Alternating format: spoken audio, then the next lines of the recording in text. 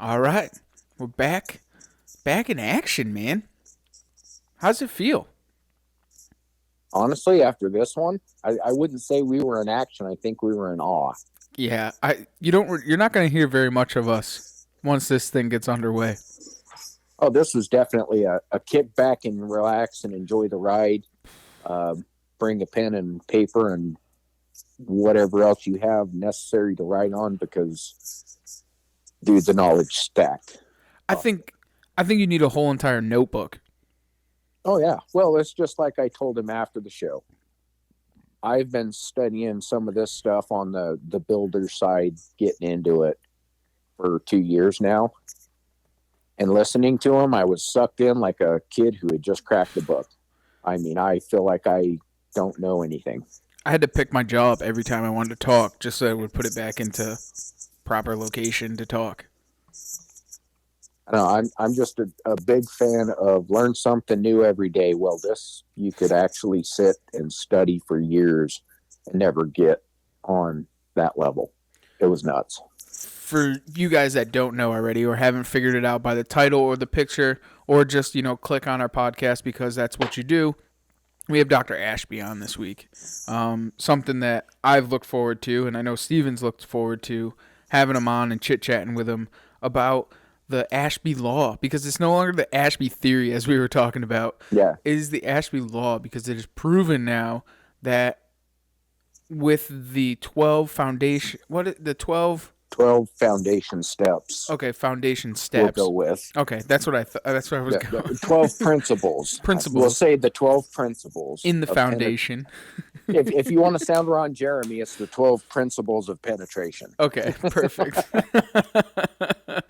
But it's freaking cool, man. Like I'm still like kind of lost for words in the simple fact of like what he's built in his entire life. Like just an incredible person that has just been through it all and is still going and has not stopped.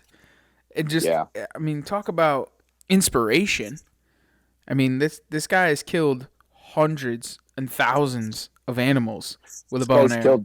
He's killed more stuff in more frickin' countries than I have, and that's saying a lot. Truth to that. Man, I'm still just blown away. I just can't believe it. I mean, in all, pretty much with a recurve, a compound, you name it, he's killed it. I mean, he's been kicked out of Africa. I don't know of many people that have been kicked out of Africa. During that time frame, I think there were quite a few. Oh, okay. Yeah, it was not a pretty time in history. But that's true. That's a whole new conversation. Yeah. Well, what do you think? You want to kick back a little bit, do a little catch up before we dive everybody into the scientific world of mass penetration? I almost really don't even want to bother him with that. I don't know. We kind of have to. We got to touch base on a couple of things, like that frickin' piece of bone you found yesterday that looked like it had 5 turkey feet sticking out of it. So that's not even. I didn't even find that yesterday. No shit. That's an old shed, dude. Did you not see that I was like 300 pounds heavier? I was looking at the horn, dude. I'm not even lying. So I was like, that is the coolest looking freaking weird horn I've seen in a long time. So that I was just digging through the archives of pictures. Gotcha. And for you guys that don't know, on our Instagram page, I posted up a picture, and that I found that in 2008, 2009, maybe. So long story short, a friend of ours shot that deer and couldn't find it. I went in there and tracked it with my dog. Still couldn't find it. I happened to be up in that area. I was waiting for a meeting or something. And I said, you know what? I'm going to buzz through the woods up here and see if I can't find a shed. Well, I found that shed, but it was from the year prior. And that deer is probably 7 years old when I found that shed. And obviously, the next year he probably wasn't. We never saw him on camera after that. But after he had been shot, we saw him the next year. Gotcha. But then we had never seen him again. But yeah, no, that's an old one out of the archives. All right, well, there's clarifying. See a reason to catch up. Yep. Other than that, I mean, everything's kind of been a little slow as far as shed hunting's going. A lot of deer still holding. Oh yeah, We it's got still early, man. It's stupid. Kind of funny is actually. So I recently had, a lot of you guys know, Devin and Ivy came up from North Dakota to visit me, and they had dropped off a couple of dogs. Those dogs are 8 or 9 weeks old no, they had to been lower than that. It's got to be 12 weeks, probably 12 weeks old. Anyways, so Steve Mardick had gotten one, Ghost Hunter had gotten one, a buddy of ours, Bob Koval, here from town, big time hunter, killer, and I got a text message from him. His 12 or 13 week old puppy found a fresh shed today. No shit. Which is really cool. You know what I'm saying? I mean, I've been out there yeah. grinding trying to find one with Ruby and haven't. We haven't found no bones yet, but we found every other bone to every other thing. We found pig skulls and deer skulls and everything else. But no fresh bones. That's the thing is, you can search and search and search. If there aren't horns right where you're searching, you're not going to find anything. No, exactly. But I just thought it was cool that she's finding bone, which she's doing her job. Yeah. I'm cool with it. I think tomorrow's the day. We're going to spend all day. We haven't gone all that hard. We've done a couple hours here, a couple hours there. So we've been putting our time in. I've been goose hunting a lot, so we goose hunt in the morning, and then I'll go out and try and find bones in the afternoon. So, and every spot I keep going to, all these big bucks still holding horns. Oh yeah. No, I'm stoked. Actually, caught up with a buddy night before last, and we were talking, and we found a new spot out here in town on the other side of the mountain. That guy's got a big pond that it's his baby, and he's all for letting people come in and try to whack as many geese as he can. And we're coming into the late season where we're getting back into the resident geese. So we go up to 5 a day. So I think we may go lay out there at his pond and finally get to lay some haymakers. That's awesome, dude. That's fucking cool. Can't wait to see pictures of that. I was jacked. I was like, dude, I didn't think I was going to pop a goose with Maryland going down to 1 bird limits and shit like that, because that's usually where I hunt up in the flyway. But this popped up, and I was like, well, shit, there we go. Man, that sounds like a good time, bro. Between that and pulled into the driveway afterwards, and we had 3 massive possums running around the yard. And after last week's episode, I think I'm going to go get some foot traps and start running a miniature trap line around the farm. Perfect. That sounds like it. You know, that's the nice thing about having Rural King so close to you. yeah, it's right down the road, and I got a lot of chicken killers that need caught. Perfect. I mean, you know, the thing with the possums are really good. A lot of people don't know, but they're actually, I think I might have had stated this on that podcast, but they're one of the only mammals that are, I don't know what the word is. Fuck. They don't get the Lyme disease. Right. They're resistant. Yeah, resistant to fucking Lyme disease. So they eat the ticks and stuff, which is pretty cool. So they're kind of good to have around, but they eat the chicken eggs. Yep. Well, eat the chickens, and they'll eat the chicken eggs, but they'll kill the chickens and not eat them. Yeah. Just like a raccoon, they'll kill them, play with them, and then leave them. So that's nuts. I think it's going to be a mass clearance for the year. I think I'd rather deal with picking off ticks and possible medications than losing 15 chickens a year. Yeah, that's very true. Yeah, let them have it. So, yeah. That's all the hopes, because, frankly, I haven't been out in the woods hardly at all in the last, I'm going to say, since Christmas, since we went to Arizona. And it's starting to drive me up the wall. Well, you've gotten a lot of things going on, man. Things have been kind of crazy, and you haven't had the time, and it happens. Dude, yeah, we'll leave it at that. I won't go into details, but I can't wait till this damn inauguration's over. That's the truth, huh? At this point, the inauguration is over in podcast land, but we're a couple days ahead. And whatever happens after this podcast, you can't say we had anything to do with. That's right. We're going to sit back and watch whatever happens, and carry on with whatever the hell we do. I'm over it. Just let the guy be a president, and let's go back to hunting season. Exactly. I'm over it. I don't care anymore. So it is what it is. Indeed.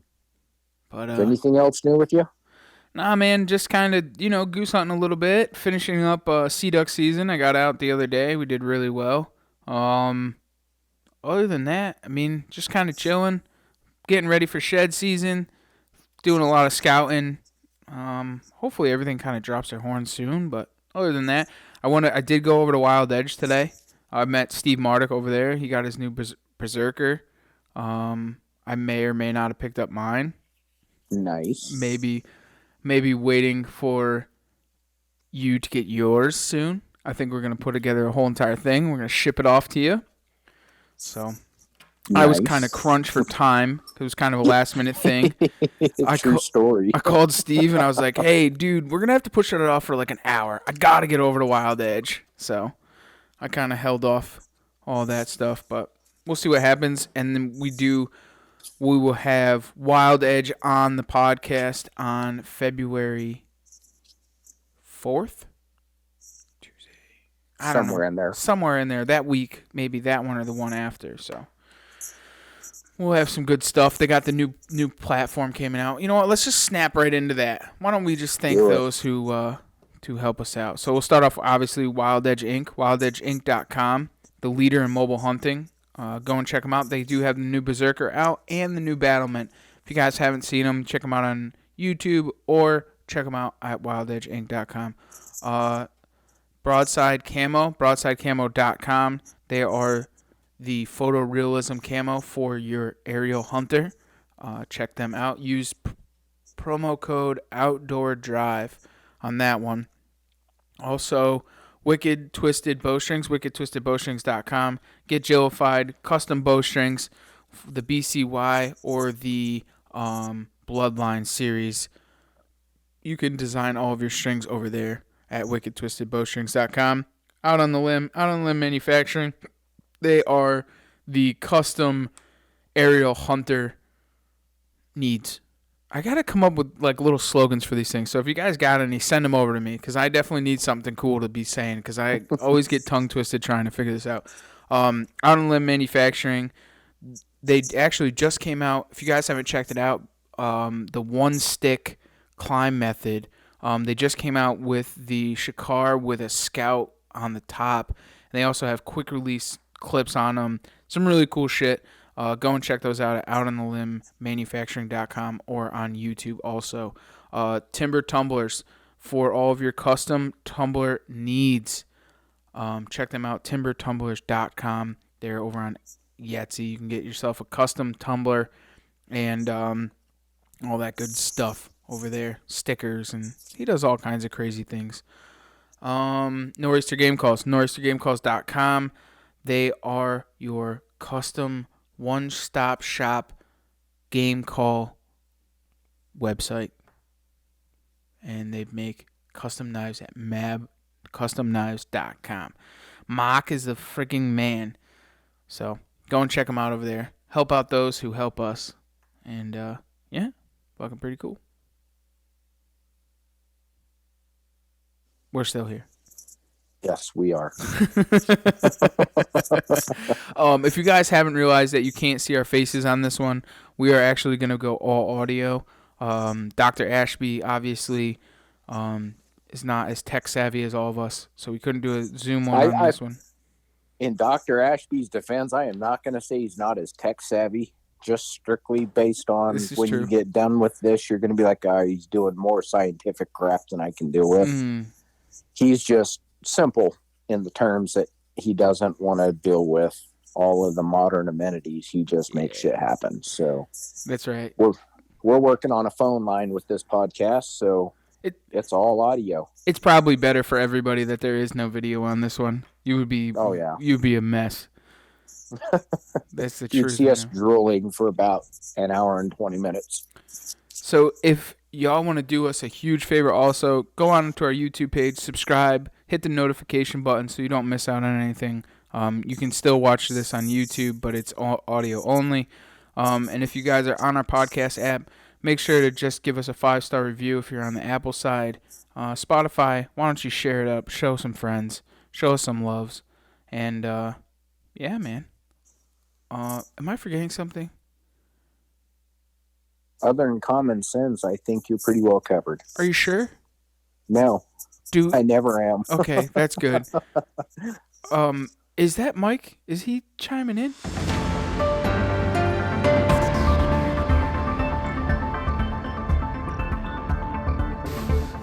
Hey everyone, Mike here with some news for your cruise. Again, I usually try to stick to positive news, but a couple more major poaching cases have come to light recently. The first one being in Pennsylvania, where 5 teens face 143 charges and close to $100,000 in fines for what is being considered thrill killing. There were 11 full or partial deer carcasses identified in the shooting spree, and the teens have been charged with killing or attempted killing of 14 deer. The teens left the meat to rot on all the carcasses, and only a few times did the teens even take the deer's antlers. We'll have to wait to see what the final penalties are after the case moves forward here in Pennsylvania. So the second case comes from Kansas, where a hunter was found guilty of illegally hunting and poaching 60 whitetail and mule deer and being a felon in possession of a firearm in the commission of those crimes.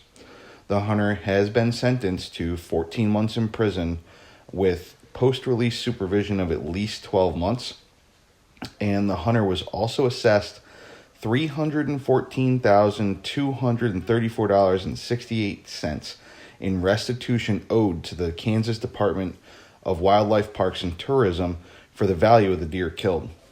Additionally, the hunter was charged with and pled guilty to 33 misdemeanors in Harper County and was fined $15,000 and ordered to pay restitution of over $17,000 for the 3 trophy deer that were killed in that county, and also forfeiture of his hunting privileges for 5 years from the date of his conviction. So, some really egregious crimes in these 2 states, and I wish that the penalties for forfeiture of hunting privileges could be a little bit longer, but I'm really glad to see some heavy fines and restitution coming out of these cases. It's nice to see those really getting bumped up, and hopefully it'll be a deterrent in the future. So now back to some good news. This is actually a follow-up from a segment I did on episode 46 about bighorn sheep in Montana being relocated to the Little Belt Mountains. Well, on December 17th, 5 young rams and 45 ewes were relocated from the Missouri River breaks to the mountains. Montana Fish, Wildlife, and Parks will monitor each animal's movement, habitat use, and survival over the next 5 years using GPS collars. And Fish, Wildlife, and Parks anticipates more bighorn sheep, moving more bighorn sheep to the areas within the Little Belts, in hopes that the herds will eventually connect with existing herds outside the Little Belts. If you're interested, the Montana Fish, Wildlife, and Parks YouTube page, it's Montana FWP, does have a short video about the translocation of the Little Belt sheep. It's actually called Little Belt Sheep, so check that out if you have a couple minutes. So now let's circle back to Pennsylvania for some good news there. This past year, hunters were finally able to hunt on 3 Sundays throughout the season, and now additional Sunday hunting opportunities will be considered by the Pennsylvania Board of Game Commissioners at their January 23rd meeting. The commission has proposed expanding the species that may be hunted on 2 of the 3 Sundays. So in addition to archery hunting for deer on November 14th, the proposal would permit hunters to pursue squirrel, grouse, rabbit, pheasant, woodchuck, possum, skunk, weasel, raccoon, and porcupine. And these same species would also be added to the November 21st Sunday, which is currently going to be open for bear. The commissioners will also consider allowing hunters and fur takers to carry digital hunting licenses, and also to allow hunters to purchase a 4th antlerless deer license over the counter on the second Monday in September. So anyone wanting to submit comments on the proposals, you have a couple days, and you may do so by emailing pgccomments@pa.gov. And lastly, another record falls, this time in West Virginia, where on January 13th, there were three DNR biologists who are scorers for the Pope and Young, performed a panel score on a buck killed in early November by Jody Dalton. The buck gross scored 195 and 0.8 with 3 and 6/8 in deductions for a final net score of 191 and 2/8, making the buck the largest typical whitetail ever killed in West Virginia, besting Todd Cypher's 2014 buck of 188 and 7/8. All three members of the panel also aged the buck at 3.5 to 4.5 years old, which was kind of surprising because the majority of the larger bucks that had been scored were older than this one. But congratulations to Jody on an amazing buck. And with that, if you have any news, please send it along. Haven't seen anything coming in lately, but I know a lot of stuff's gearing up in the legislatures across the country. A lot of change going on. Hopefully a lot of good stuff. You can reach out to me at Mike Salter on Facebook or bearded_bowhunter21 on Instagram. And with that, enjoy the rest of your ride. So, thank you, Mike Salter. Appreciate it, buddy. You're the fucking man. And I got a present for you. Do I have a present for you, my friend? Well, when you do hear this podcast, Mike, just know that I have a present for you. You can call me, and you can come and pick it up. We'll just leave that right there. I like it. Leave it that way. So, without further ado, why don't we get the man, the myth, the legend, the Ashby on the line. Sounds like a plan, brother. All right. Full set. Let's do it.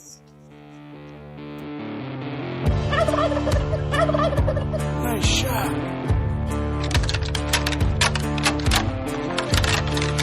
Here comes a shooter. Shooter. Big buck.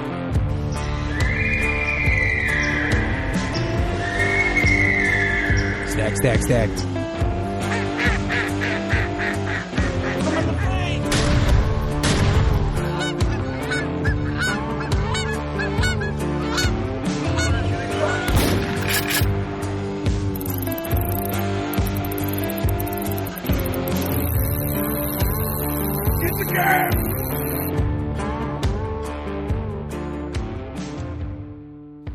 All right, we're back on the phone with Dr. Ashby. How are you, Dr. Ashby?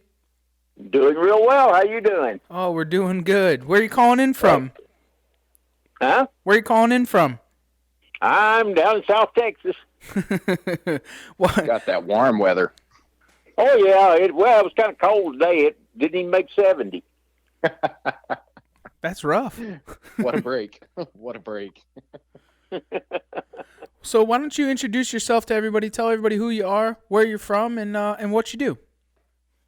Well, I'm Ed Ashby. I'm one of the co-founders of the Ashby Bowhunting Foundation. I've been bow hunting, I guess I got in well over 50 years worth of bow hunting before I had to knock it off after I hurt my back, broke my back. But I'm down here in South Texas in pretty good country with lots of animals running around, and it's pretty nice. Wow, how'd you break your back? I had a fall down in New Zealand. That was 2008.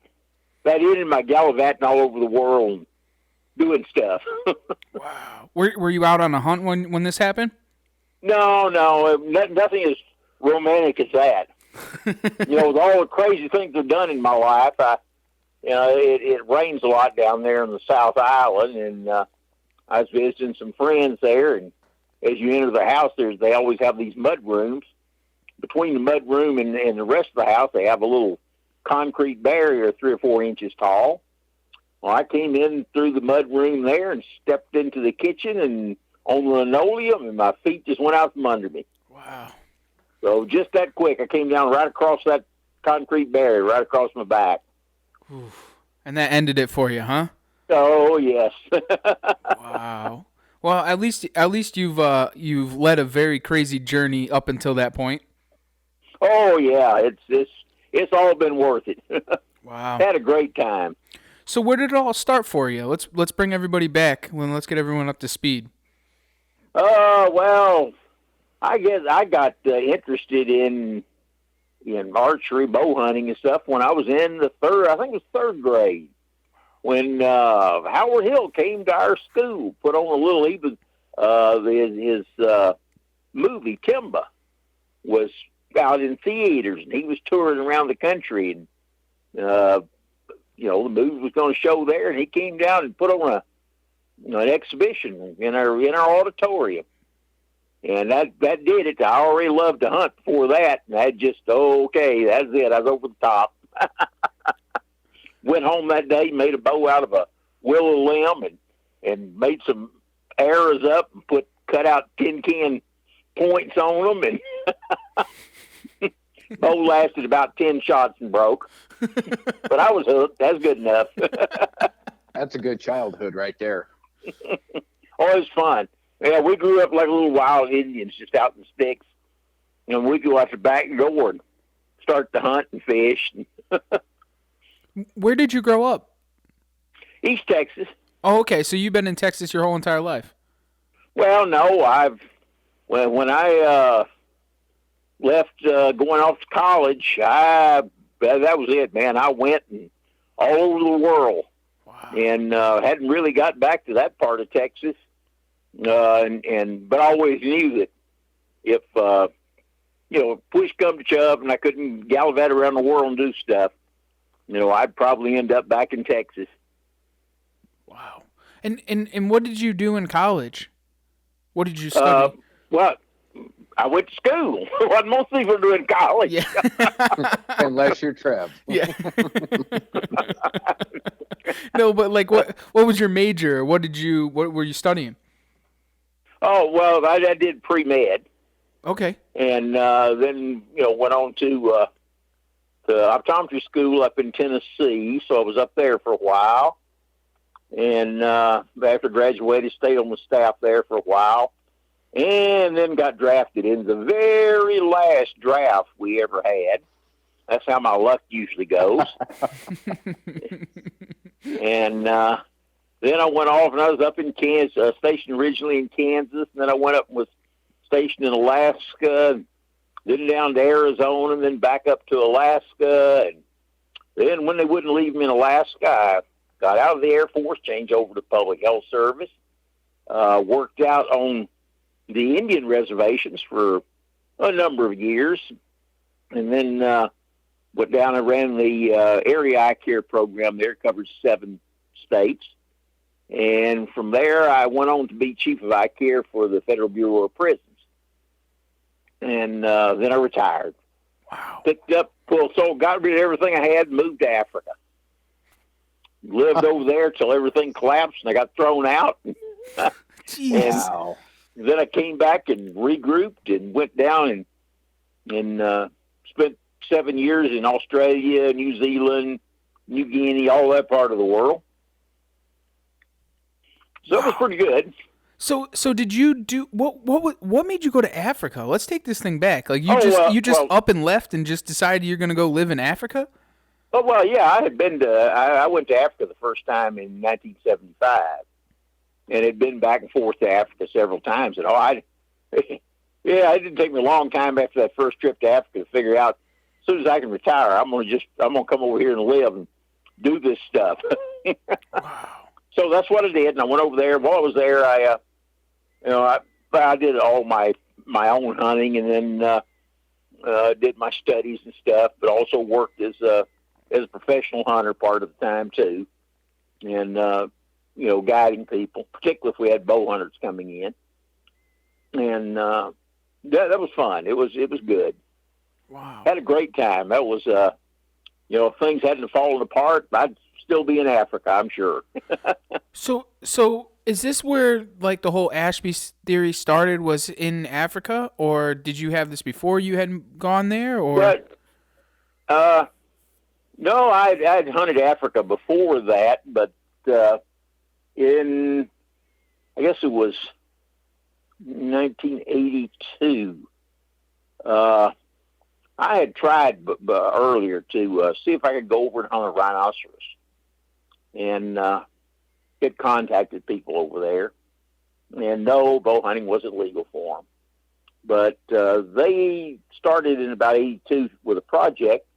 They wanted to investigate in South Africa, in the Natal province, South Africa, to see about how effective bow hunting was, to see about legalizing bow hunting. And somebody there at the meeting remembered that somebody had written him 4 or 5 years before that, asking about hunting a rhino. Because one of the things they wanted to look at was how big an animal can you hunt. And so they went back and dug through their files, and found my letter and tracked me down, said, "You still want to come over and do that?" Well, yeah. I didn't have to think about that much. And so I went over in 84, and we shot a rhino, white rhino. And while I was over there, I was talking to them about their project, what they were trying to do. And they said, "Well, you want to come back next year and bring as many different kinds of broadheads and things as you can." So that's one of the things we want to look at is equipment. And I said, "Okay, yeah, I'll do that." And said, "We'll do another rhino." So, okay, we came back and I shot another rhino. And then we went down to Makuzi Park. And they have to cull animals out of the park every year. And this was before they do their rifle cull. And said, "Well, what we want to do is we want to shoot as many animals as we can, and we want to shoot them as they present, whatever shot angle he presents with. Because people are going to hit them in the wrong place, and we want to see what happens when you hit them." Because we were backed up with a rifle. So that if obviously was not going to be a lethal hit or something like that, to put them down with a rifle. And so we started doing that, shooting the animals, and then doing field autopsies on them. And if we couldn't do field autopsies, they had a complete butcher setup big enough to handle elephants, literally. And a couple of veterinarians that could look at the work, could do the dissection. If we couldn't determine the field, then they would determine, what was hit, what happened, all about it. And compiled all that information, and I put it all together in a report on the effectiveness of the equipment, which is the part I was doing, and sent that back over to them after we finished the hunt and all. And they put that in with all their other information they'd collected on, stress on the animals, times to collapse, how much stress and reaction there was from other animals accompanying the animal shot, all sorts of things like that. And once we got all the stuff together, they presented it to the Natal Parks Board, and the Parks Board decided to legalize bow hunting.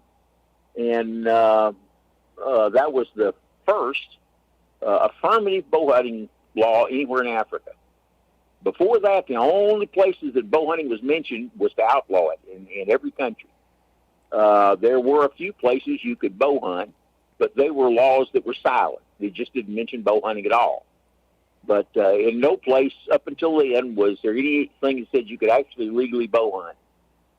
And from there, as soon as they did it, it spread right through all of South Africa, and then over to Namibia and up to Zimbabwe and Botswana and Zambia and Malawi and Mozambique. It just went everywhere. And now it's spread over most of Africa as some kind of affirmative bow hunting laws. And with those laws, like, do they have like certain weights that you're supposed to be using, or? It varies by country. Some do, some don't. Okay. The equipment laws need to be a lot tighter than they are, and we're working on that. Gradually getting things changed into, where there will be some restrictions on the type of equipment. So how many animals did you have to take to get to that point? Well, in that original at Makuzi, I shot 154 animals. Wow. In 30 days. That's incredible. And that's all shapes and sizes. Yeah. Yeah, that was well, we started out with, warthogs, impalas, inyalas, zebra, kudu, that size animal. Okay. And of course, once I was through with the tall study, every time I did anything in the study, every time I would do one series, I'd end up with new questions. Well, at the end of that, I had lots of questions. So I just kept on going and just kept collecting data. Wow. And I don't know the total now. We probably got shots from over 5,000 animals, I would suspect, total. And so we collected a tremendous amount of data. Wow. And, of course, we're starting in. The foundation's hopefully start up this year with a new round of testing. And we'll start like we did with the Natal study. We're not going to carry the other data over. We're going to start with fresh data. We've got the other we can compare back to. But we're going to start out with just feral hogs, which is a fine light game animal for testing. And from there, we hope to expand it, going back to Australia, doing the Asian buffalo again.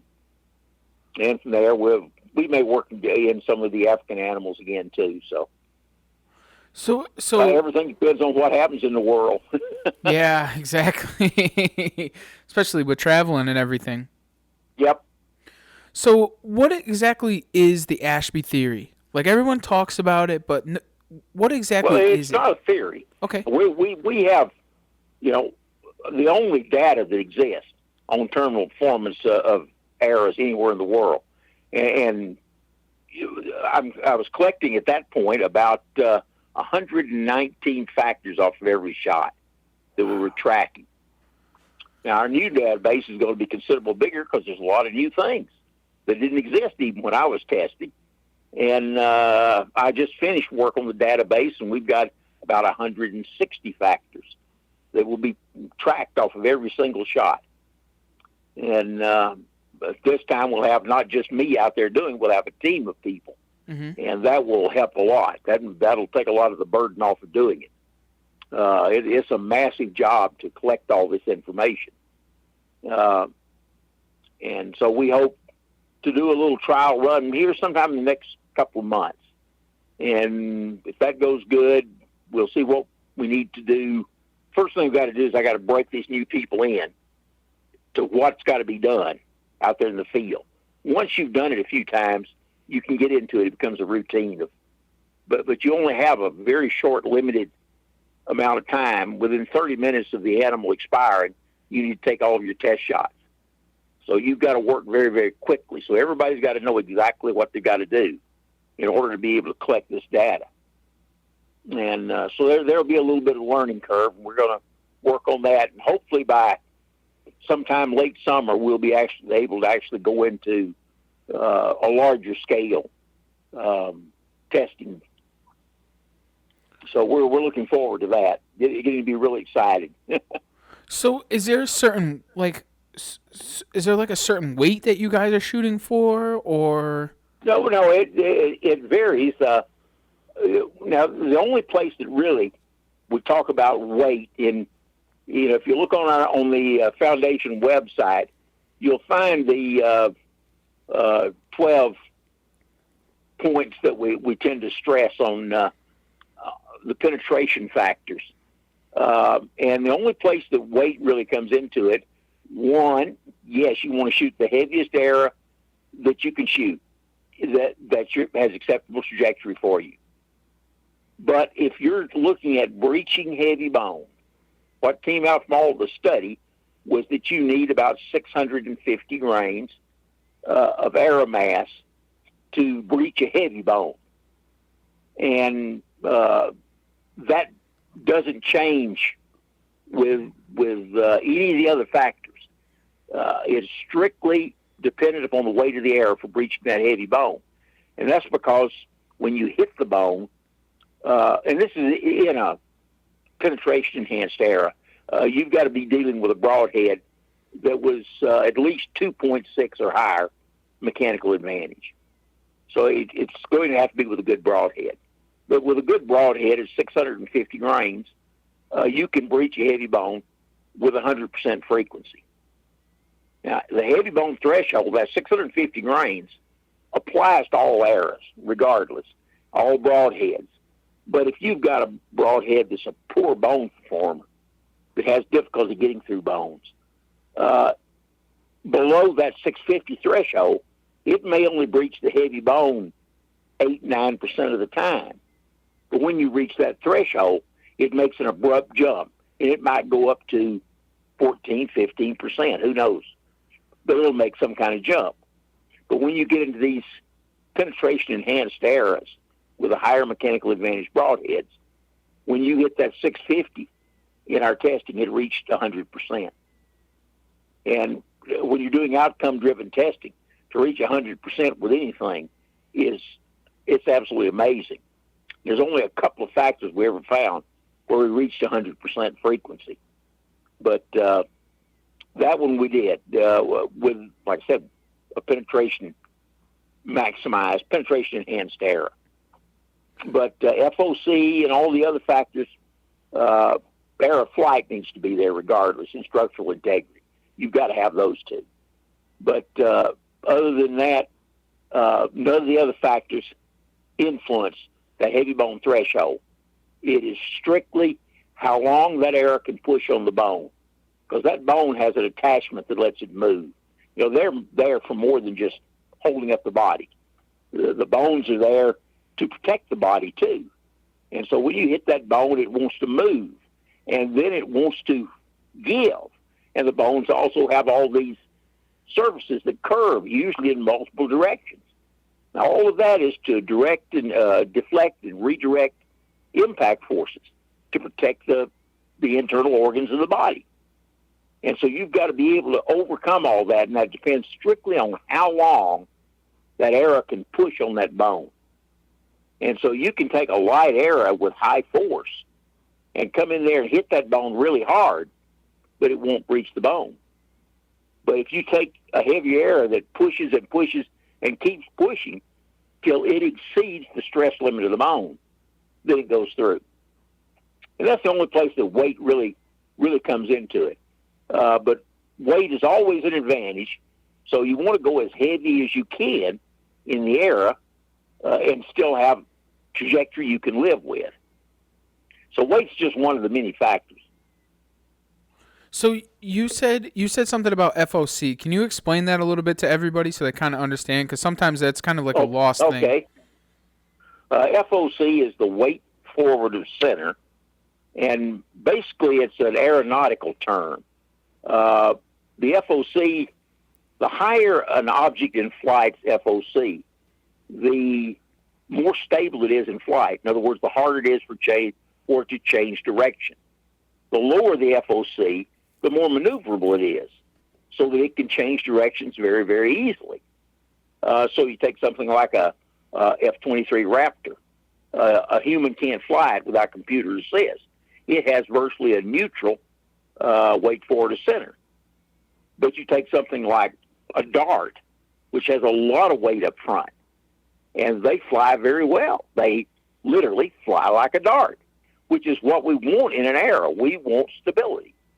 And you have to remember that an arrow, until it comes to a stop, is always flying. Now, when it's going through an animal, it's just flying through a different medium. That's all it's doing. Instead of flying through air, it's flying through meat and gristle and hide and bone. So it's flying through these different mediums, but it's still flying. So you want as much stability as you can get. Now, most arrows, what we consider normal FOC, would be something 12% or less. And high FOC traditionally has been anywhere from 12 on up to 17, 18%. Well, for years and years, that's about all that there was. And then we got to playing with all this high FOC stuff and found some amazing increases in penetration, particularly through soft tissues and in post-breaching of bones.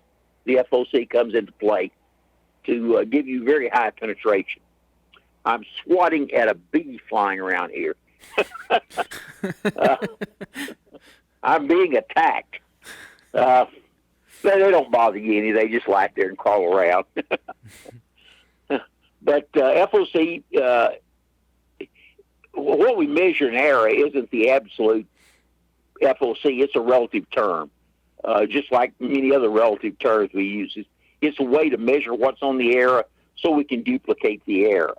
The true FOC exists only when an object is in flight. And then you do have a true FOC. And it can change depending on the angle that the arrow is flying at, what outside wind effects there are, what elevation you're at, what latitude and longitude. I mean, everything affects the true FOC.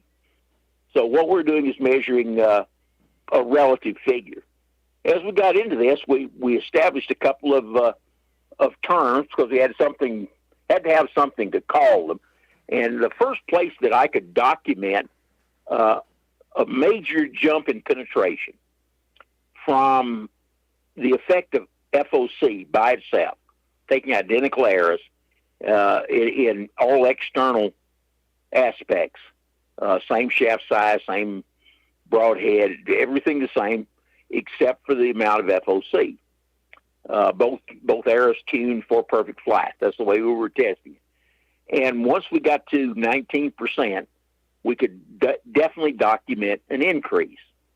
So we decided to call an EFOC, or extreme weight forward to center error, anything that was from 19% up to 30%.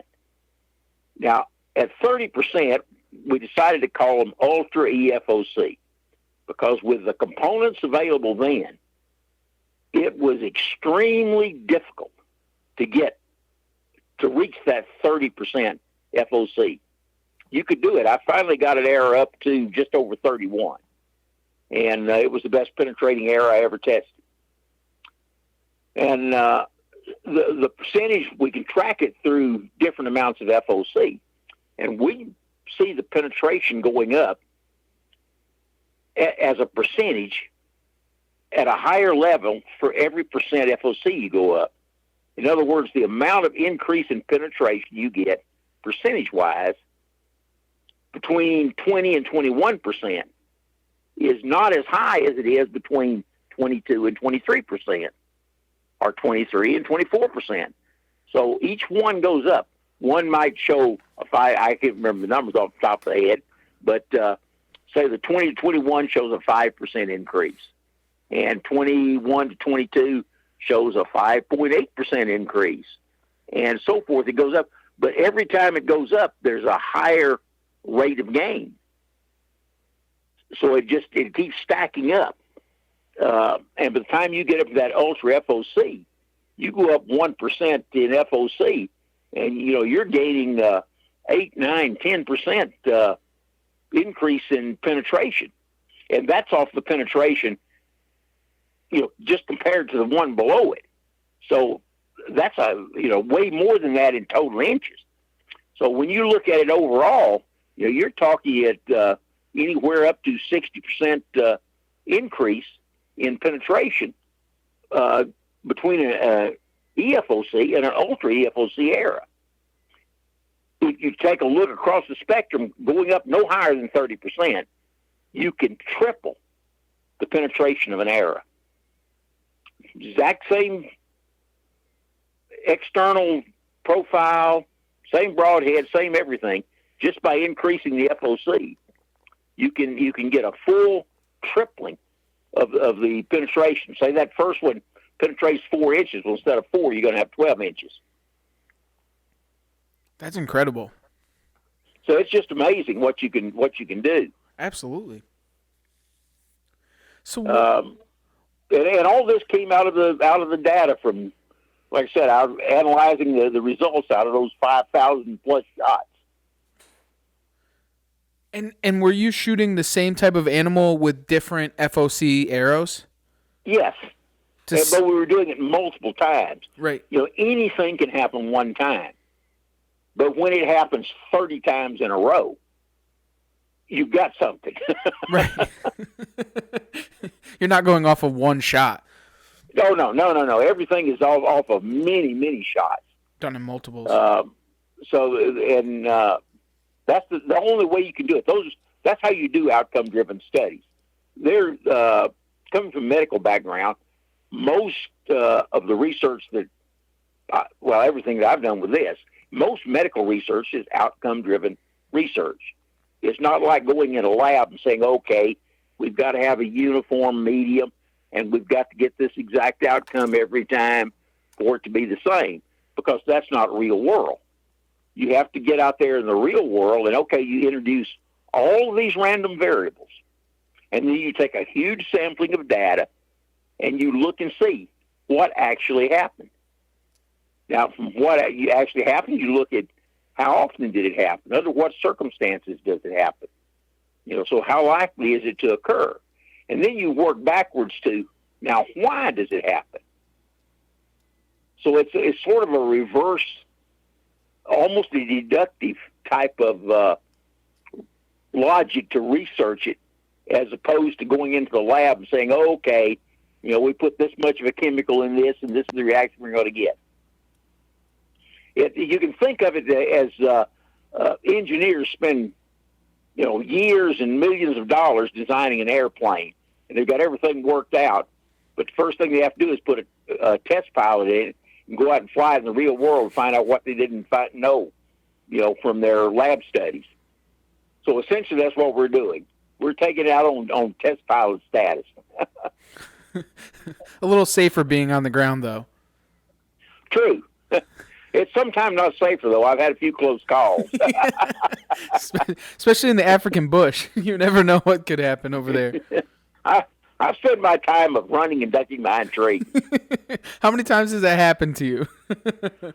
Several. And we came real close. The fellow that worked with me down in Australia had an Asian buffalo take his shirt pocket off with the tip of his horn. Oh. That's getting pretty close.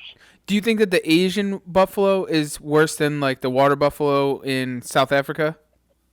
The Cape buffalo has the reputation of being extremely deadly and certainly has killed a lot of people. But the Asian buffalo is a bigger buffalo, and they are aggressive, and they will attack you. I can swear to that. Wow.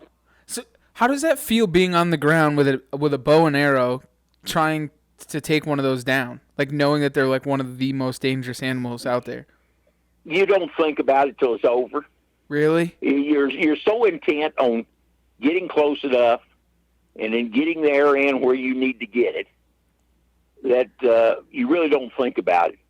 The only time that it really shook me was on my second rhino, and I was by myself with no gun backup.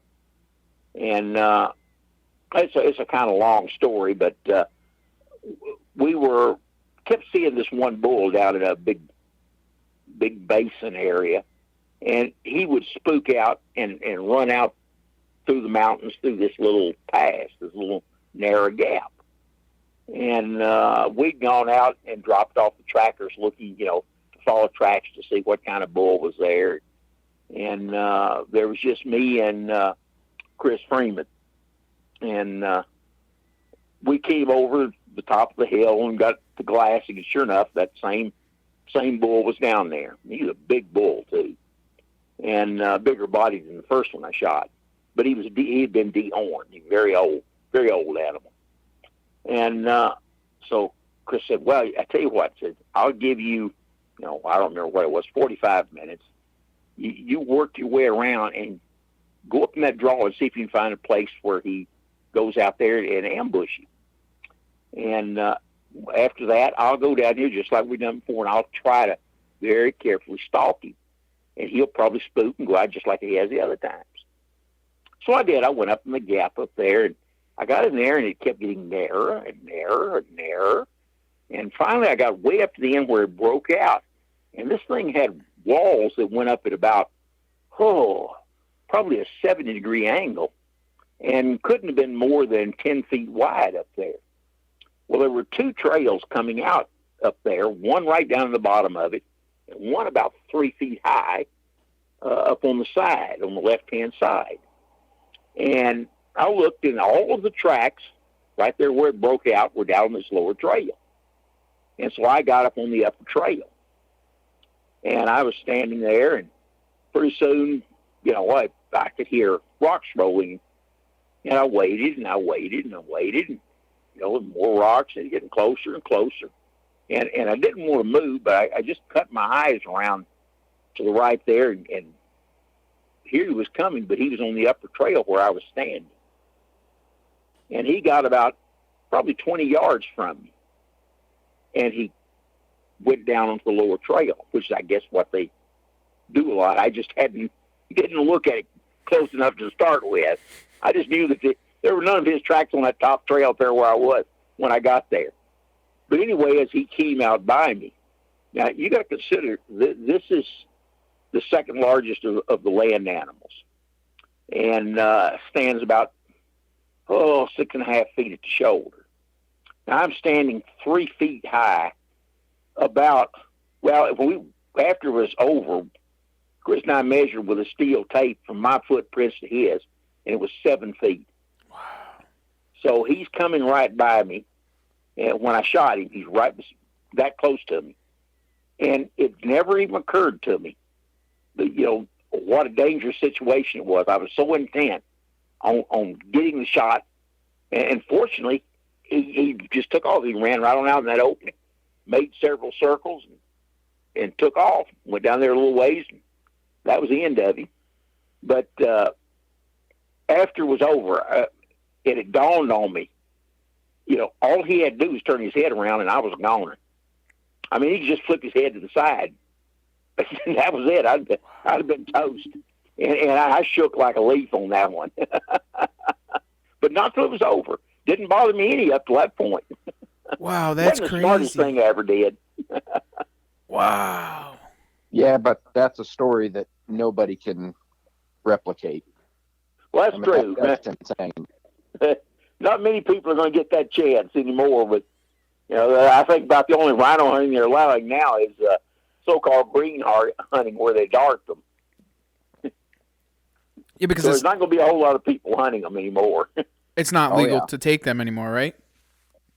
Under certain circumstances, they have allowed some to be taken, and they're going to have to allow some to be taken off if they're going to keep them economically viable. That's what brought the whole white rhino population back. They were down to 35 animals that they found at Umfalosi. They thought they were extinct for the southern white rhino, and they found 35 animals. And from those 35 animals, they brought them back now to several thousand in South Africa, all through hunting them. But you do have to take some of the animals off, because an old bull, he will only breed up to a certain age, but he will continue to hold his territory. And unless a bull has his own territory, then he won't breed. So you've got to take these old bulls off when they pass breeding age, so that the younger bulls can have a territory. Because Africa's not like it used to be. When it was just, he could go anywhere in Africa. No, there's people and cities and roads and farms and places he's not going to be allowed. They're confined to a set amount of land. And unless the younger bull can find a territory, then there'll be no growth in the population of the herd. So once they reach that point, those old bulls need to be taken off.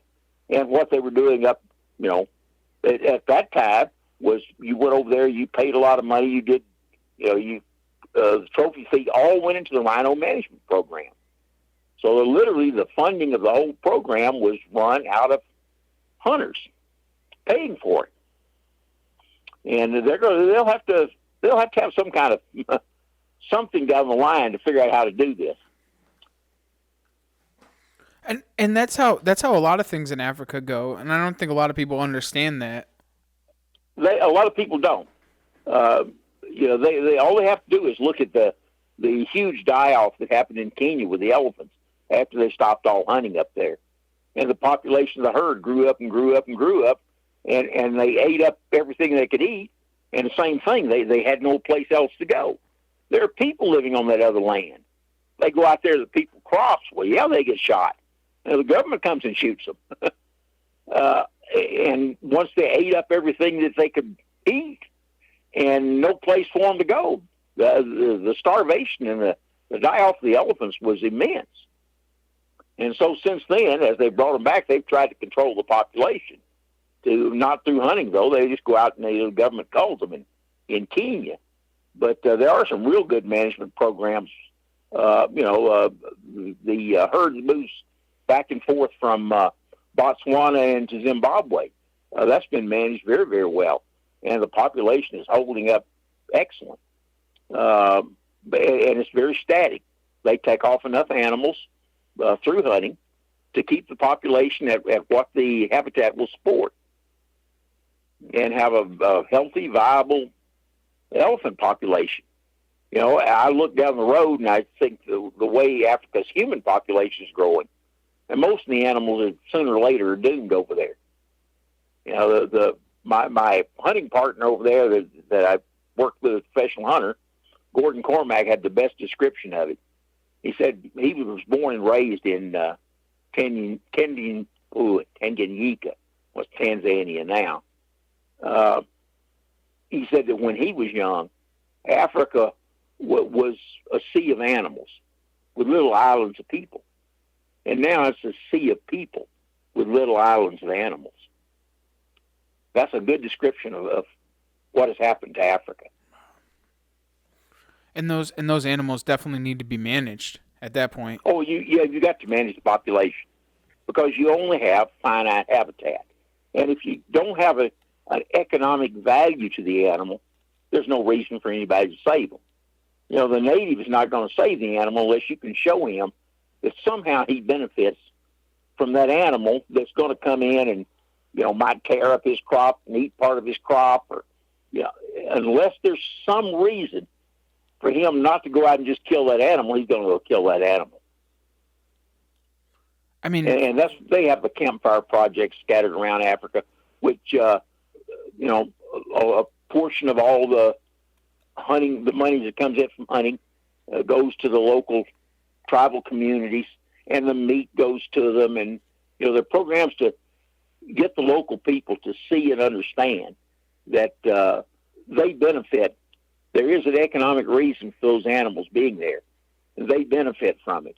And more of them are employed in that industry, as the trackers and the skinners and the cooks and the hostesses, and there's a huge number of people behind the scene on any hunting operation.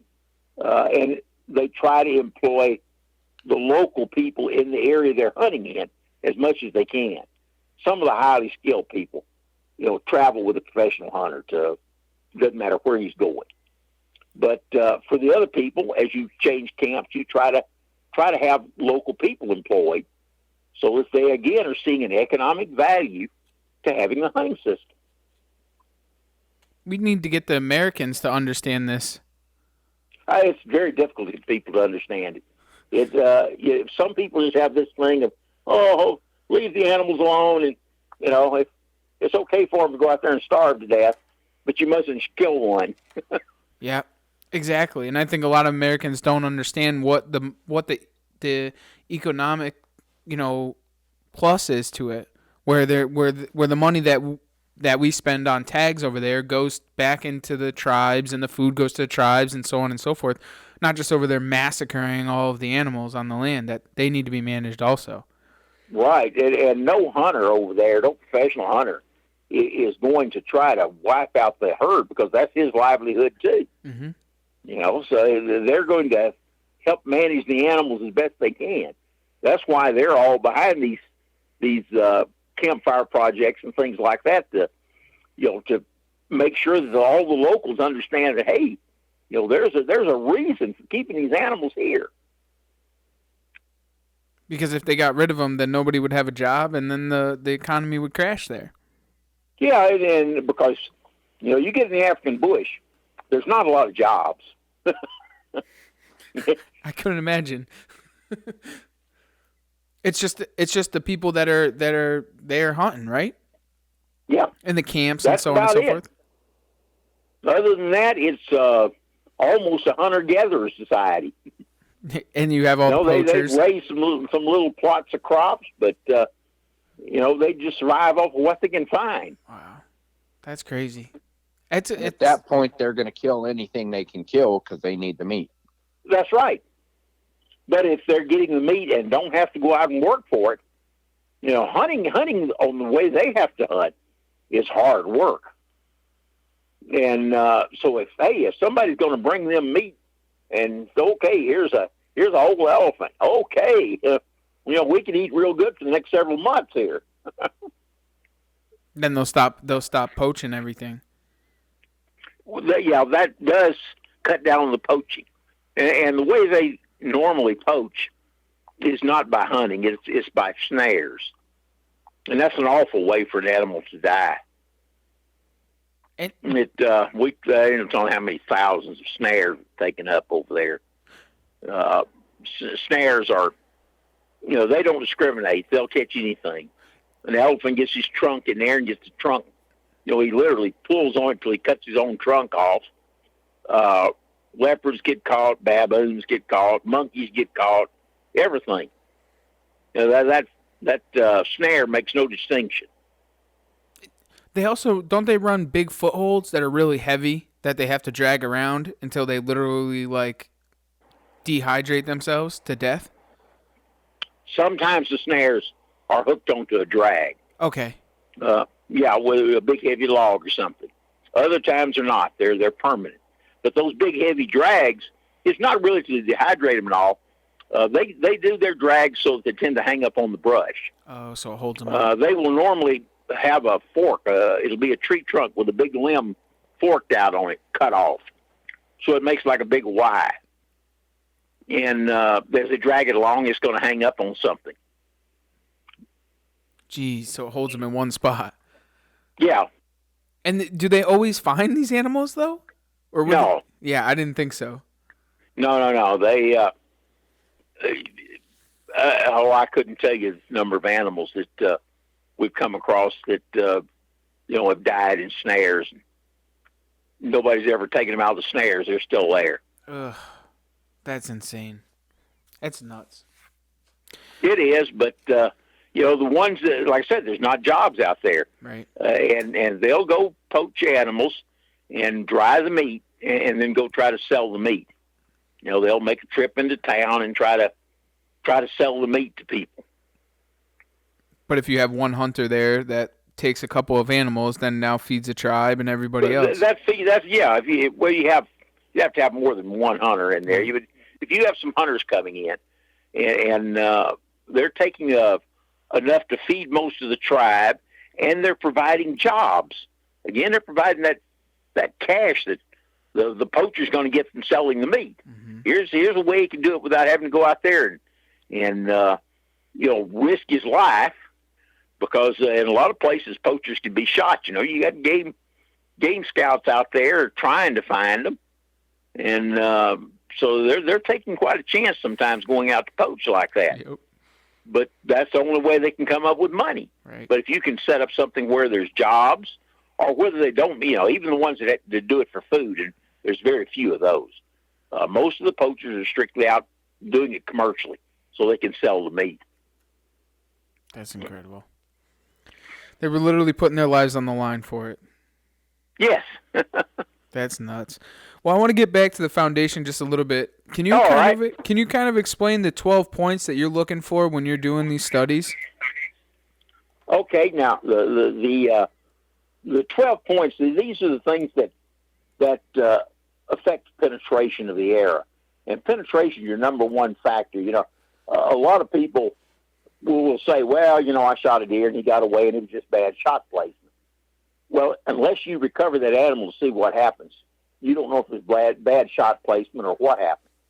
But from the stuff we've done in the study, there's no question, and it came out even from the original Latal study, that the number one reason for a shot to be non-lethal is lack of penetration. So penetration is the most important factor you have to get out of your arrow.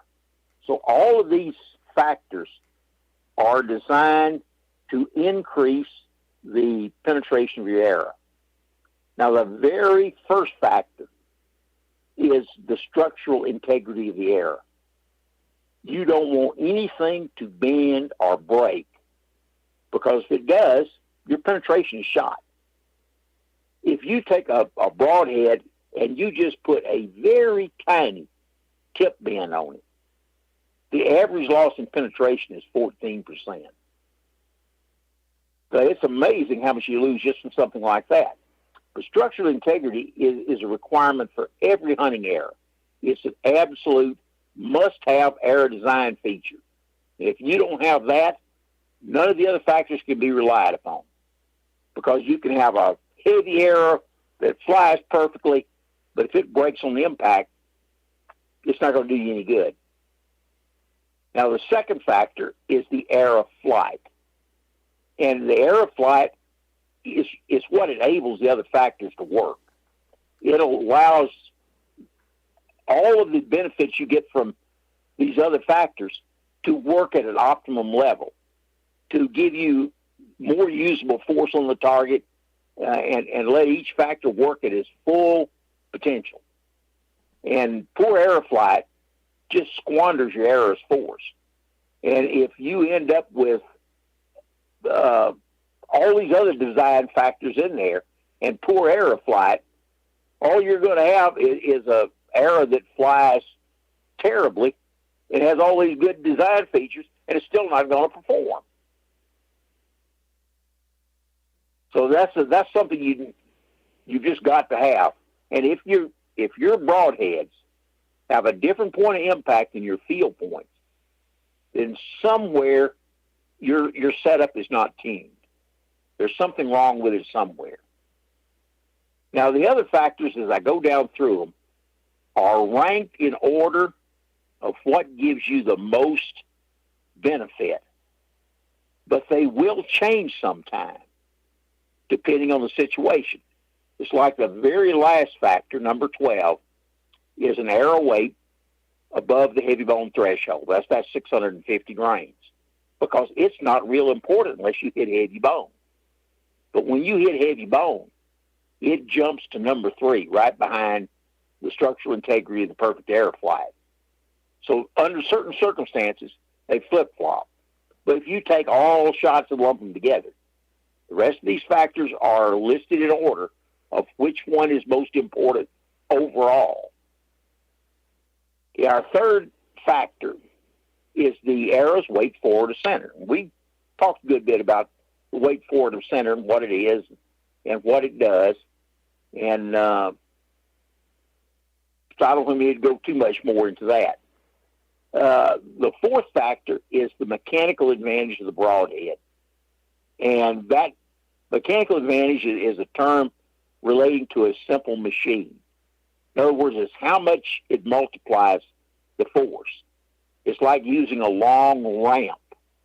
A long ramp lets you do more work with less applied force than trying to lift that weight right straight up. So mechanical advantage, it will literally multiply whatever force you've got. If you've got,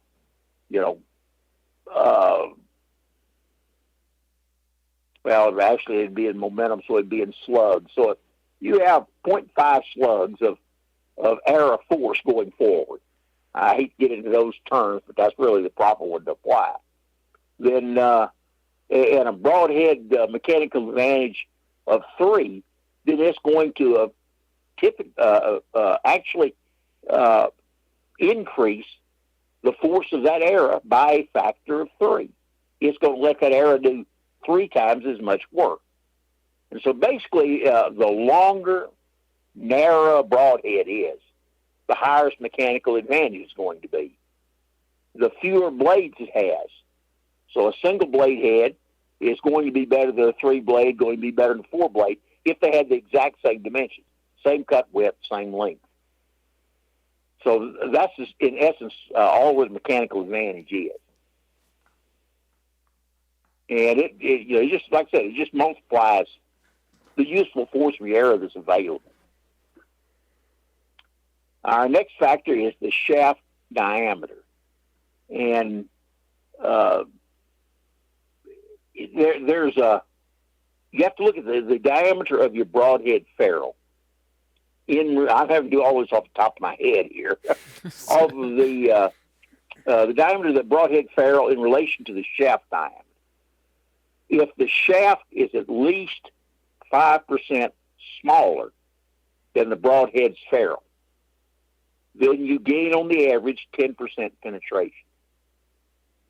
If the shaft is larger than the broadhead's ferrule, you lose 30% of your penetration. That's a 40% difference in penetration, just depending on the size of the shaft you have in relation to your broadhead. So that's a pretty important factor when you start considering the amount of penetration you're going to get. The sixth factor is the mass of the arrow.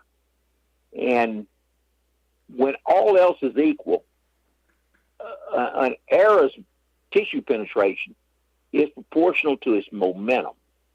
Now, momentum is mass times velocity, not velocity squared like you would foot-pounds. Just the weight of the arrow times the velocity to get the momentum. And so the momentum is going to determine how long a body moves forward before it comes to a stop. So that amount of momentum has to be met by an equal amount of resistance to penetration before it's going to stop. Now, not all momentum is going to work out equal in the amount of penetration, because the momentum, remember, is force, is weight and velocity. So the more of the momentum value that's vested in the weight of the arrow, the longer it's going to hold that, because the weight of the arrow is not going to change during penetration, but the velocity is going to decrease.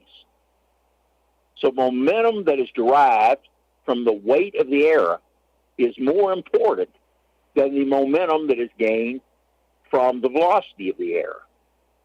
And that's well shown when we were doing the penetration test with the EFOC penetration maximized arrows, where we had 192 or 96, I can't remember, consecutive shots that breached the heavy bone, the ribs on the Asian buffaloes.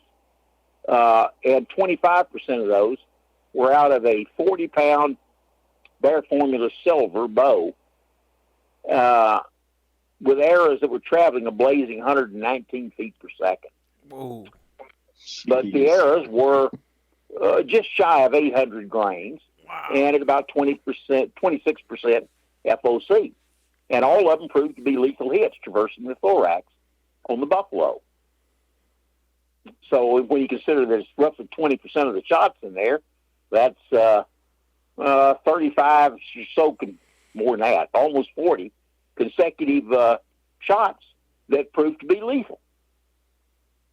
And it was 100% frequency. So, you know, it's all depends on how it's set up. Now, you could take, and I've done this several times, 70-pound, 80-pound compounds in the testing, and shooting, 300 and 325 grain arrows, and literally have them bounce off the buffalo's ribs.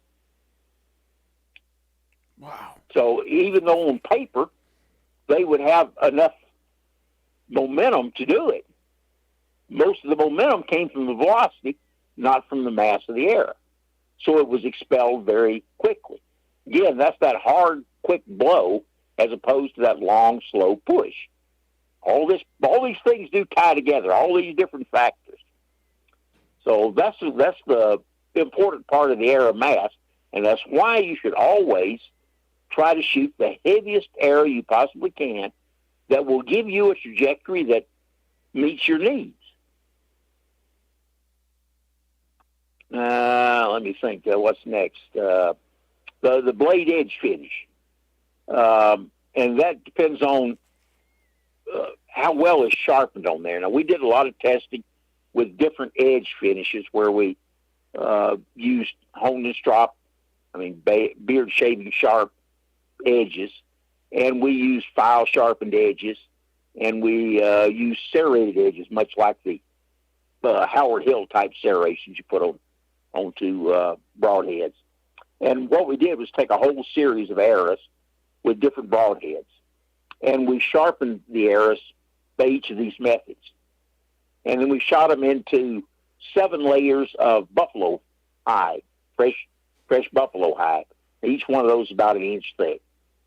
And then we measured the results for each arrow against itself with the different edge finish. And, of course, these are very fibrous tissues in the skins and stuff. But the honed and stropped edge had a 26% advantage over a smoothly filed sharpened edge and a full 60% advantage over a serrated edge.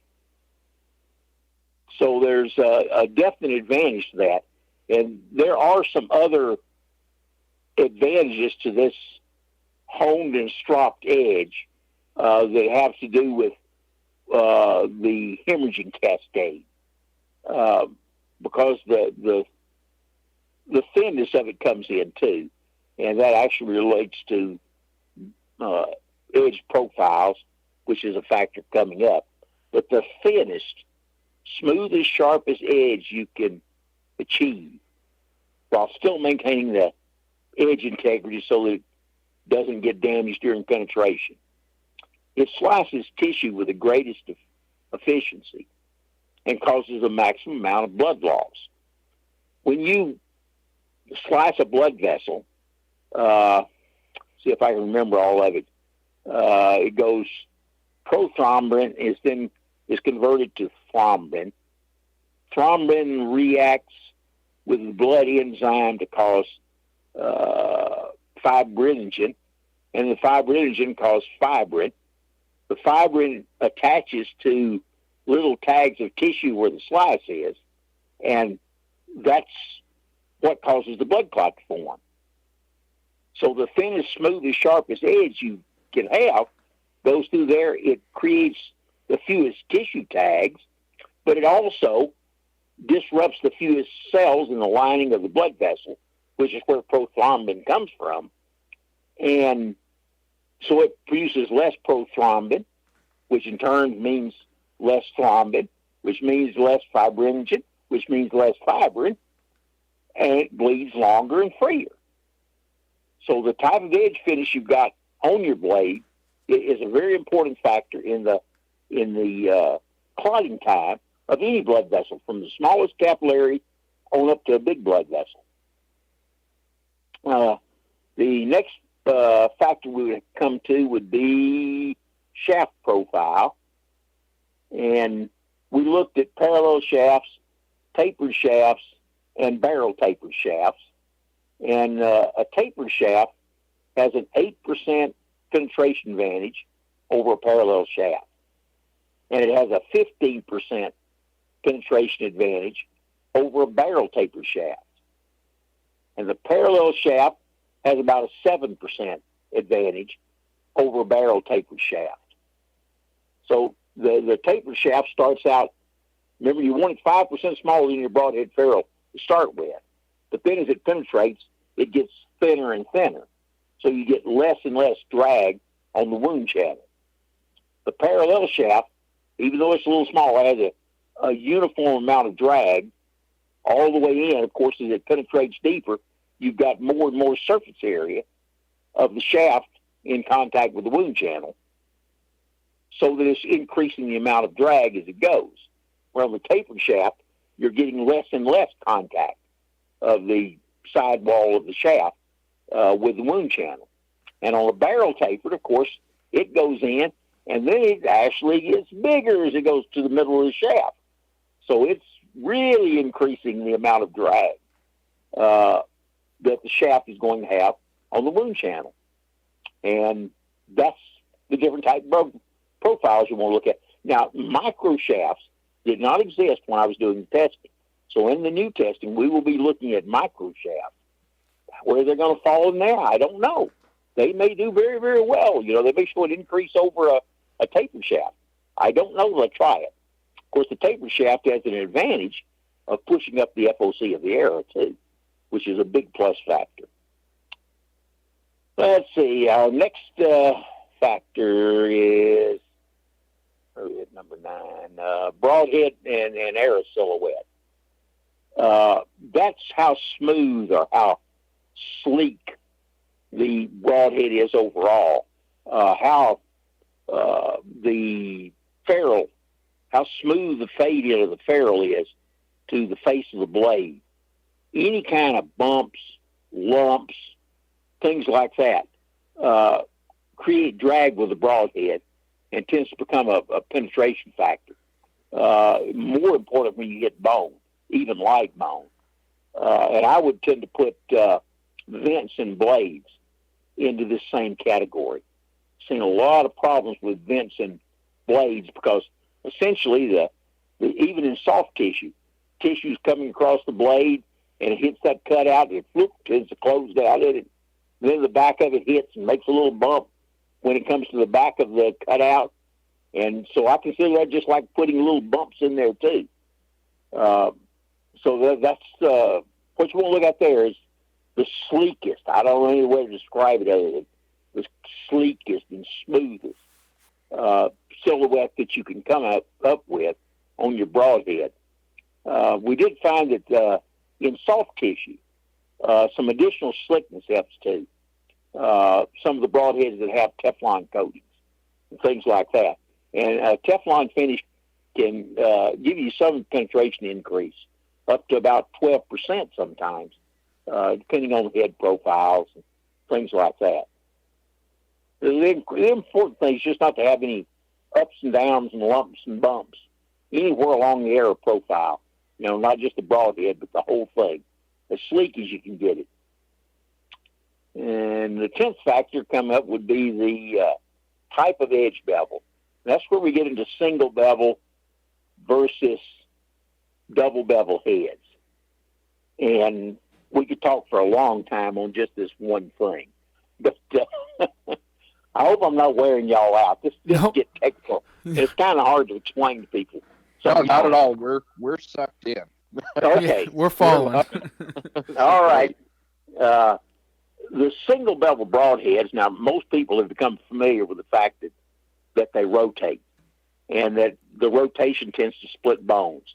That's why they show such massive increase in overall penetration on bone heads and heavy bone heads, especially long bones and so forth.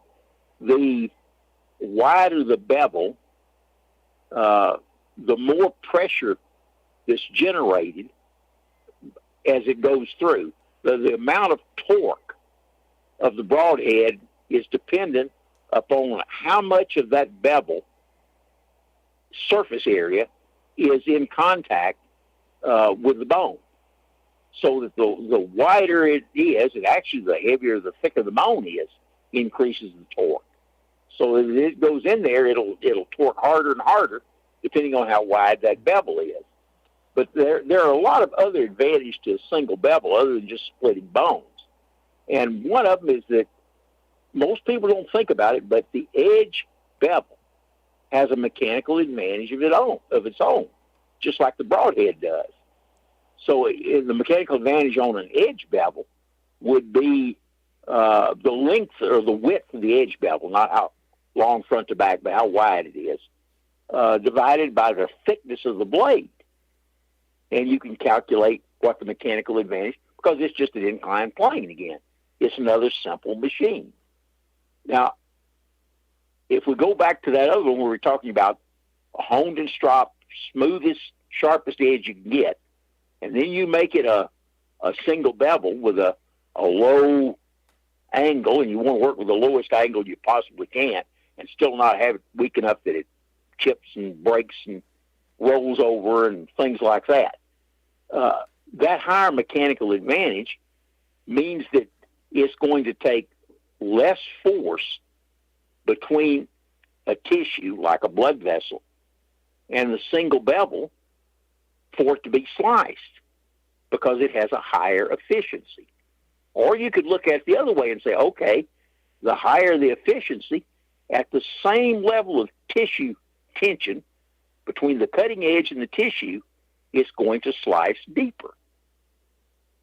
So it has that mechanical advantage of the edge bevel itself is a very, very important factor, and something that's overlooked. And that's why you do see a lot more of what looks almost like bloodshot tissue, like they were shot with a gun, with a single bevel, than you do with double bevels. So it does make a big difference.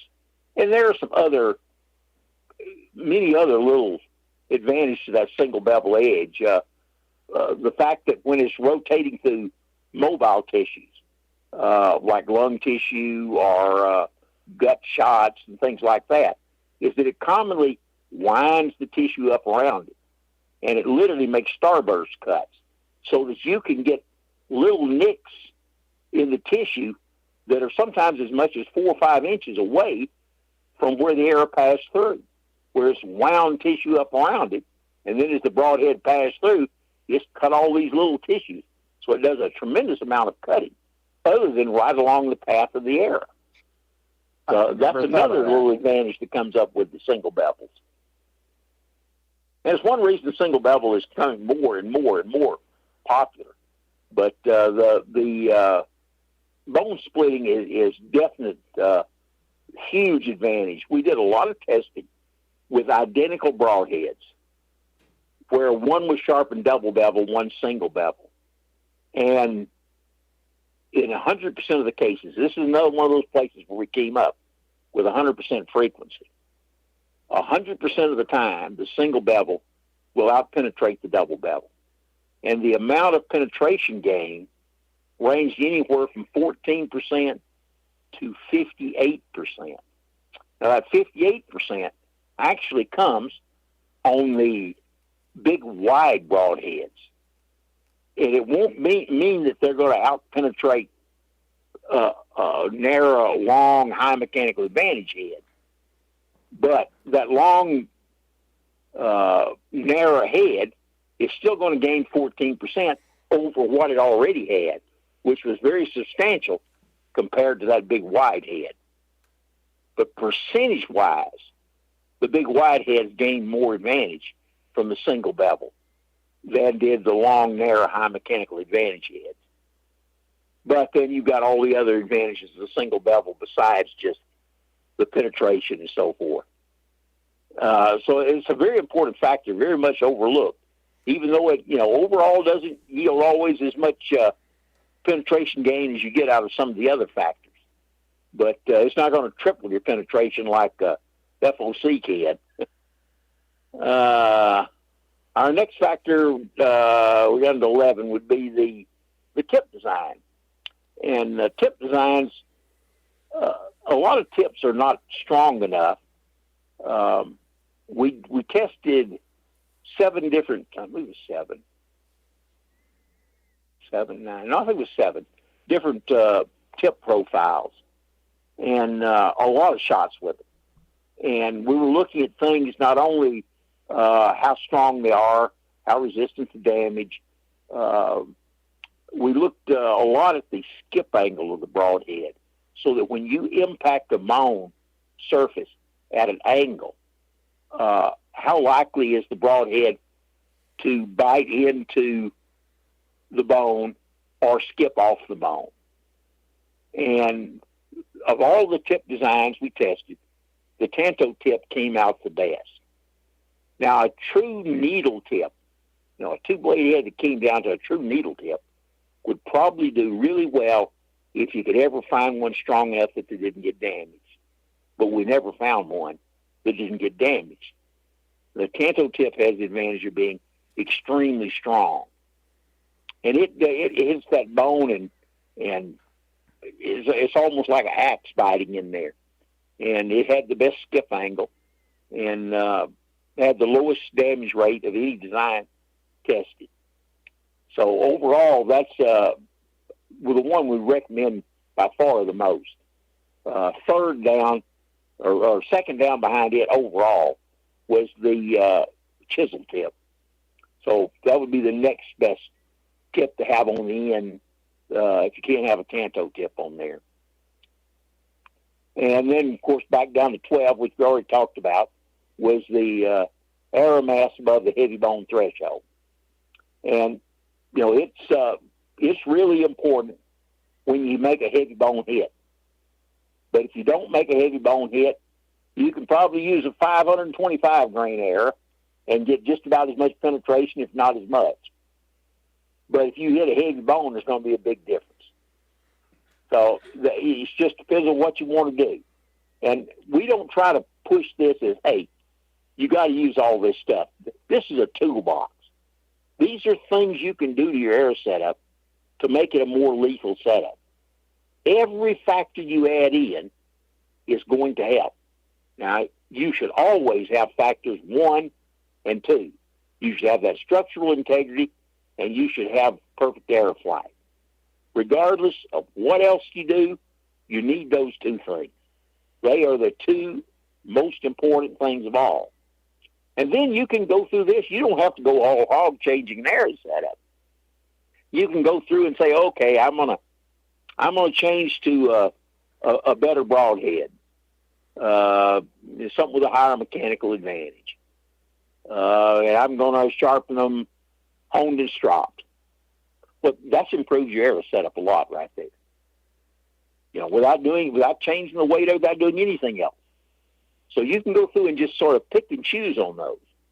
But if you want the best performance you can possibly get, then you go through and you maximize every one of those factors. And that's what, when that's done, that's what we call a penetration maximized arrow. You've done everything you can to that arrow to enhance its penetration. And that's where you start to get these unbelievable amounts of penetration, where we've got ladies shooting 40-pound bows into, a 1,900-pound eagling and getting the 60-some-odd inches of penetration. You know, so that's the type of penetration you can get with these totally maximized penetration enhanced arrows. Wow. That's incredible. Especially at 40 pounds. Yeah. Wow. That's a tough thing. Actually, if I'm not mistaken, it's a 38-pound bow.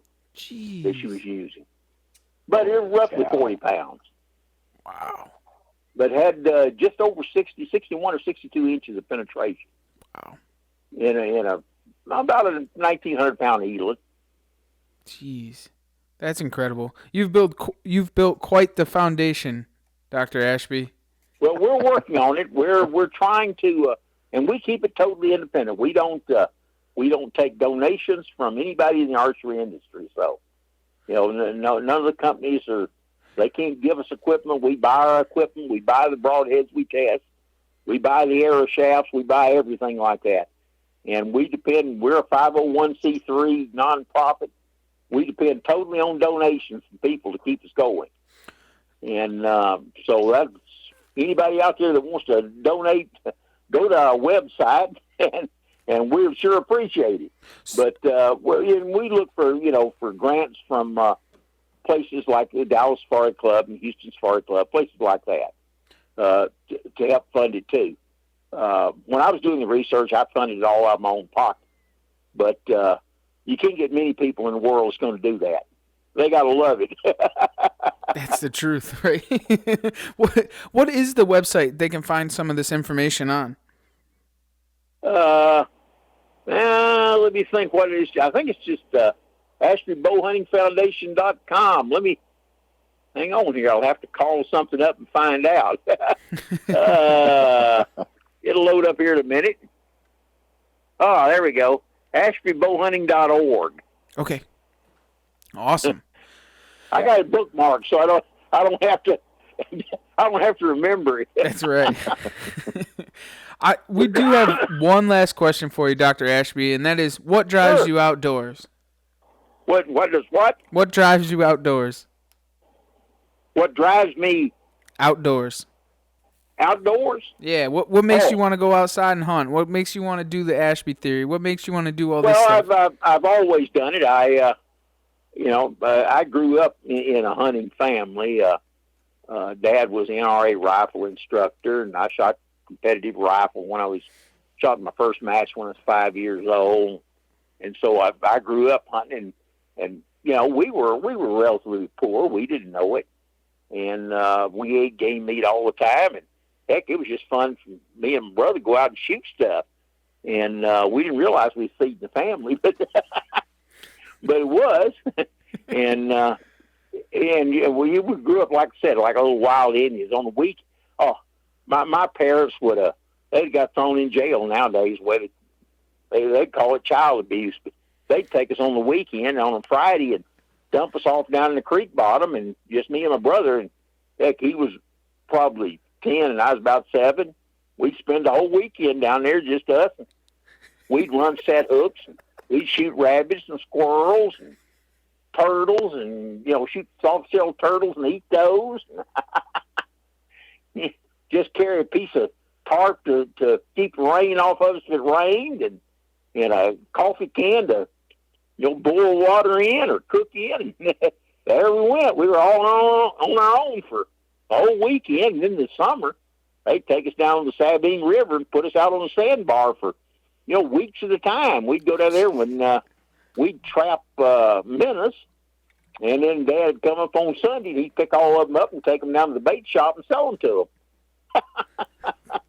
You were living the real life. Yeah. Oh yeah, it's great fun. We grew up, like I said, like little wild Indians. We loved it. That's outstanding. Well, Dr. Ashby, we really can't thank you enough for jumping on here and going through that.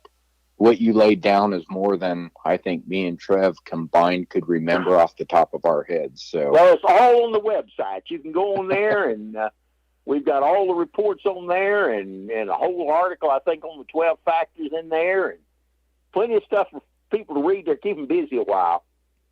Well, I sure as hell hope that everybody out listening does just that, because this knowledge is irreplaceable, and you've done a hell of a job over your lifespan building it up, and we appreciate that. Now, that's one of the goals of the foundation. We want to make this available for free to everybody everywhere. Well, outstanding. We're doing our best, and we've done we've partnered with Texas Parks and Wildlife. There's a lot of other organizations too, and we now put on the training programs for the bow hunter education trainers. So we train the trainers. Awesome. We're really enjoying that. We have a great working relationship with Texas Parks and Wildlife. They're fantastic folks to work with. Well, one more reason everyone loves Texas, right? That's right. Well, again, thank you for your time. And I know we drug you out for a lot of your night, but we really do appreciate it's all right. it. And, I love it. And the foundation's my pride and joy. I'm so tickled that it's become a reality.